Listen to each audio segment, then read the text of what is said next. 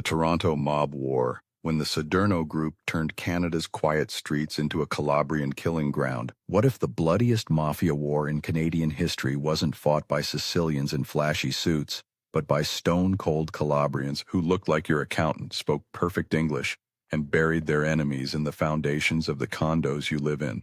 What if the same men who prayed at Sunday Mass in Woodbridge were the ones ordering hits in restaurant parking lots, bombing barbershops, and dumping bodies in the Don Valley, while the RCMP watched helplessly and the public never even noticed?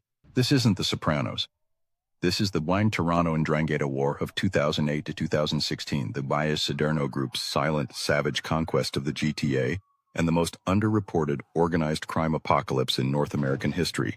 Between 2008 and 2016, over 30 murders, dozens of firebombings, and hundreds of millions in cocaine, extortion, and construction fraud turned the Greater Toronto Area into Canada's Calabria.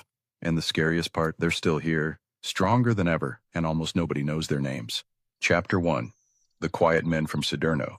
They didn't arrive with machine guns blazing. They arrived with wet suitcases full of cash and scarce passports that said businessman. The couple, Sederno Group, named after the tiny Calabrian town of Siderno on the Ionian Sea, is the North American arm of the Commisso Rumolo Ndrangheta, one of the most powerful clans in the global Ndrangheta. These weren't street punks. They were multi-generational dynasties. Fathers, sons, cousins, in-laws, who had been running the Ionian coast since the 1950s.